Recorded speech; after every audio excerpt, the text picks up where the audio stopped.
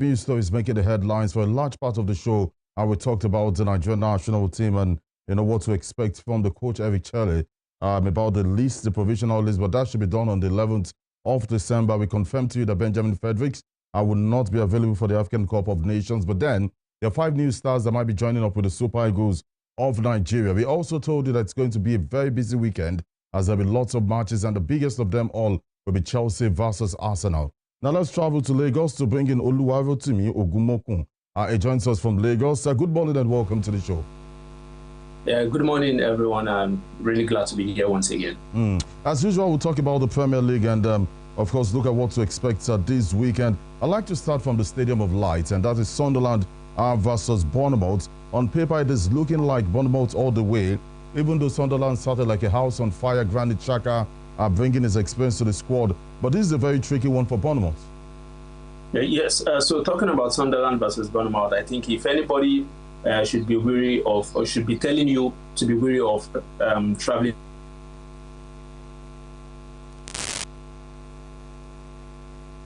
into Sunderland, it should be an Arsenal fan because of how Sunderland and Sunderland fared against Arsenal in their home. So I think the Stadium of Light is a difficult place to go to, and this is me speaking from experience, and it's something that I think that Bournemouth should be wary of. There was this analysis about Tottenham and how average they've been for years, even with the appointment of Thomas Frank, the acquisition of some players. They say Tottenham remains an average team, and it depends on what they want to bring to the table on a good day. But the take on the boys from the Craven Cottage in Fulham at the new Tottenham Stadium, and I'm talking about Tottenham versus Fulham. On paper again, you want to queue behind Tottenham. Yes, so like you said, on paper, it's Tottenham. Right now, I don't think Fulham has anything special to do. Fulham fares more against their mid-table teams like that, but against a relatively superior team, they really don't offer much. So I think it's Tottenham for me. All right. And at the Etihad Stadium, well, you expect Manchester City, to nip this in the bag, but what a disappointing performance they had against Bayer Leverkusen. No one saw that coming in the UEFA Champions League. Because of that, many believe Leeds United can spring up a surprise, and that's the sad part about it, that teams are now believing they can go to the Etihad, which used to be a fortress, to get the maximum 3 points.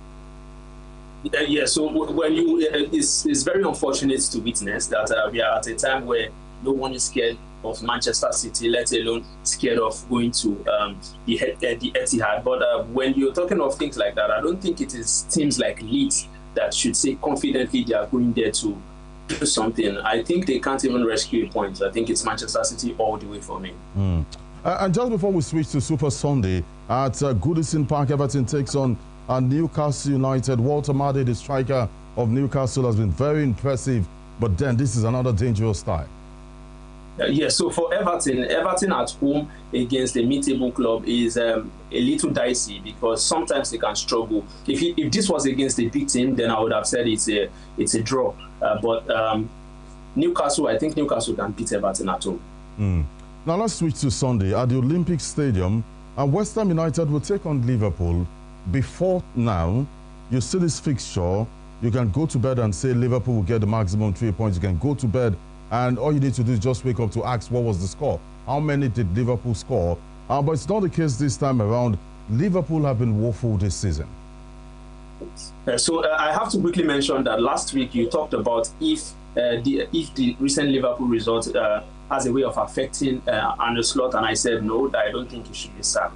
But after their display against PSV in the Champions League, I am beginning to rethink it, and I'm beginning to see reasons why they need to consider sacking him. So, but for this West Ham versus Liverpool match, I really want to give Liverpool an extra benefit of doubt to actually go to West Ham, because West Ham have been really, really poor for a certain this season. And so when you measure their level of poverty or poorness, I think that Liverpool can beat West Ham. That is if something else doesn't happen. They're still with Liverpool. What seems to be the problem? £400 million spent. Florian Wirtz from Bayer Leverkusen, one of the most expensive players in the world as we speak. There's a British record of Alexander Isak from Newcastle to Liverpool, and they're playing this bad.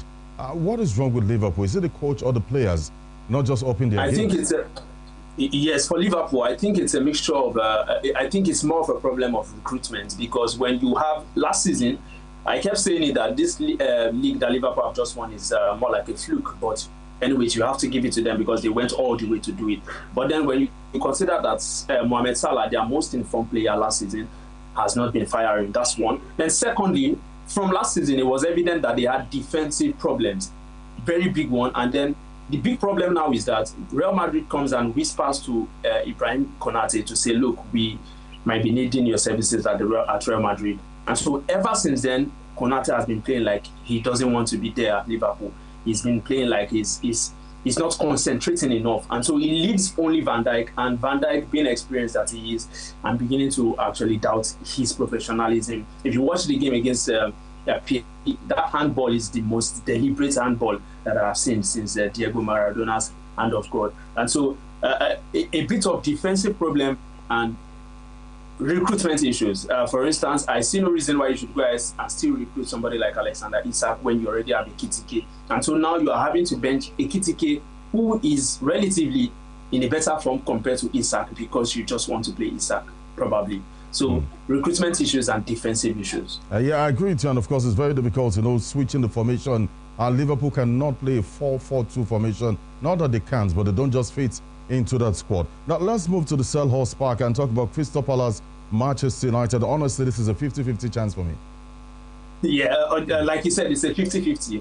Manchester United cannot say confidently that they'll beat Crystal Palace. And in fact, I think that if you do a public poll right now, if you sample opinions, you will have more people saying that Crystal Palace will beat Manchester United. And you know what? I want to go with them. I think Crystal Palace can beat Manchester United. I'm not saying they will, but they can beat Manchester United. But if you would drop a professional analysis on this, considering the form Manchester United are, well, they improved in some games, going up a Crystal Palace side who hasn't been consistent as well.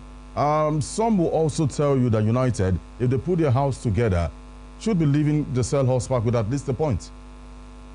Yes, they should be leaving with at least 1 point, but this Crystal Palace team are more balanced and more well-rounded compared to Manchester United, even though they both like to play three at the back. But right now, I think when you look at players like Adam Horton, you look at players like Mateta, who is very physically present. I do not think that Manchester United right now have a defender that can dominate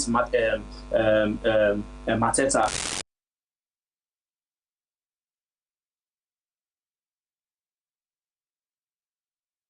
Just before we stop by at Stamford Bridge, let's go to the City Ground and talk about Nottingham Forest Brighton. If you want to see goals, you should expect lots of goals from this game.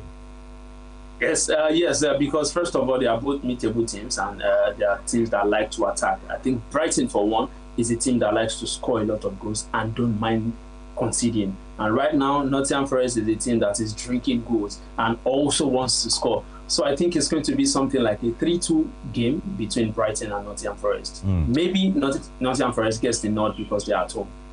We have 2 minutes to say advice on the show, Rotimi, but let's talk about Chelsea-Arsenal. That's the biggest game. It's the most talked about fixture heading into this one. And with the little expense I have in talking sports, whenever a game is talked about this much, it becomes boring. Yes, so I've been thinking to myself, because I'm very confident going into the game, being an Arsenal fan myself. I think it's going to be more of a chess game. I think Arteta is going to try and make it a chess game. But I think Maresca is going to go all out. First of all, because Chelsea are playing at Stamford Bridge and Arsenal are visiting. But I still think that right now, like I said, and I've been saying, Arsenal seem invincible to me.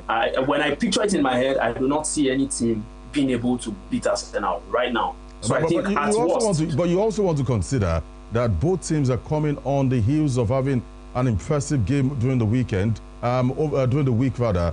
Chelsea beating Barcelona 3-0. That's a huge statement. And Arsenal beating one of the teams have been hunting them for years in Bayern comfortably in style. So you have these two teams square up together for a fixture. It makes it very difficult to talk about. Yes, I understand the angle you're coming from, but I would like you to look at it from this angle.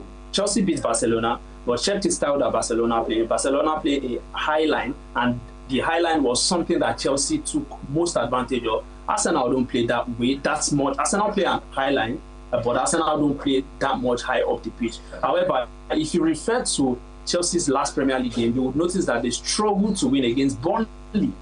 Chelsea struggled to win against Burnley, a typical Premier League side, physical. Barcelona are not as physical as Arsenal, so it makes you now get back to the reality and assess the game individually. The Champions League match against Barcelona, a proper technical team, that's different. But this is Arsenal.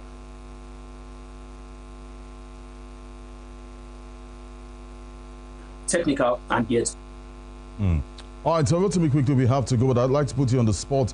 Chelsea versus Arsenal, I see a 2-2 draw. I want to tilt to a 2-2 draw as well, but I think I would go with a 2-1 win for Arsenal. Just so in case you have $1 million in your account, you might, I don't know. Manchester United, Crystal Palace, where will you be pitching your tent? Manchester United, Crystal Palace. I would say it's either I would say a 2-1 win for Crystal Palace. And just as we go as well, Liverpool versus West Ham United at the Olympic Stadium.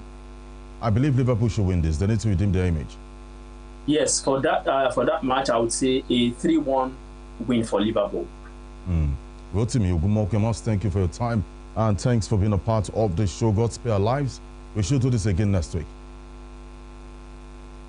Yeah, all right, thank you. Thank you very much. That was Rotimi Ogumoke who joined us live from Lagos. As a sports presenter and analyst based in Lagos. As written on your screens, my name is Joseph Atewe. Saying thanks for watching. It's a big weekend you don't want to miss. The Formula One season might be concluded this weekend.